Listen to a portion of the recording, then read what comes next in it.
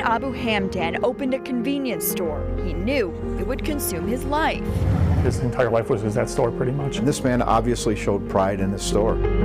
What he did not know was that one day it would take his. 911 for 26, where's your... Yeah, can you send police to 1955 North 32nd Street, store owners, right on the corner, 32nd and Brown, he's been shot. My sister ran upstairs and shouted, "Dad's been shot." This man is going about his daily business, and through no fault or any action of his own, had a father, a husband, torn away from his family. Fred Abu-Hamdan moved from the country of Lebanon to the U.S., went to college, got married, and started his family in Milwaukee in the mid-1980s. That was just like his dream. He just wanted to have his own business, do his own thing. He started going by Fred and opened a few convenience stores on the north side. He was well loved in the community. Everyone knew him. Everyone knew him as Fred. He ran an honest business. This is a photo I have of my mother and father's wedding. A family man his son Sam remembers well. He was just very into his family. He worked 7 days a week, like 10 hours a day, literally only for his family. A family who knew there were customers Fred wanted to keep, and some he didn't. But I still knew that it was dangerous at times. Like, he had a couple robberies happen. In 2012, Fred was 53, ready for retirement from his last store at 32nd and Brown. His store was for sale at the time, and he did have a buyer interested in it at the time. Over 25 years, he learned you never quite know who will walk through those doors, and on December 28th, 2012, that person would be the one who killed him. Is he breathing? Yes. Is he awake? Fred, he's starting to pass out.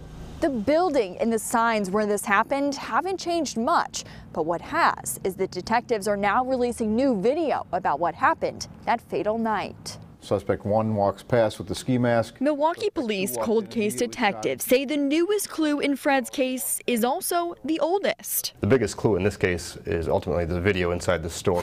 It was a cold Friday night around 9 o'clock. They took the time to walk back and forth in front of the store to kind of case the store. They obviously have a direct intent. You just saw as they were walking up that they're ready to do it. Inside, Fred was behind the counter, an employee standing next to him. And the fact that they went in knowing how many people and children were in the store when they did this shows us that they didn't care who they were going to affect.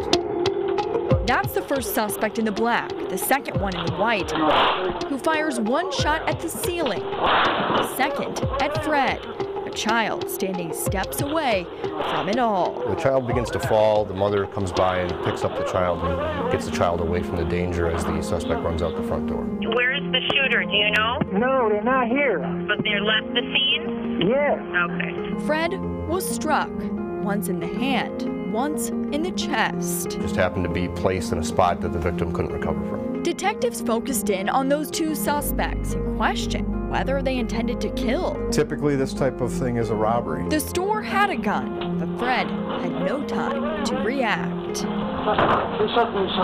Perhaps these suspects didn't anticipate that, and something happened that prompted him to pull the trigger a second time.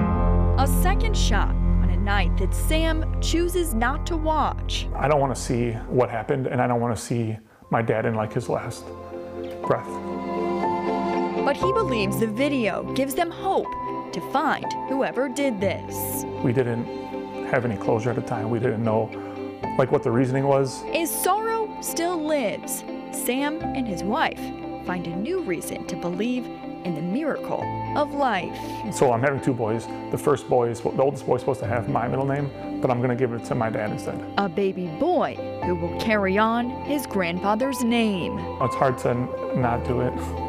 I think that's what he would be proud of it, because he would have loved them a lot. The memory of a father, grandfather, and friend that will keep his legacy alive. With photojournalist Eric Litzheim, Suzanne Spencer, Fox 6 News.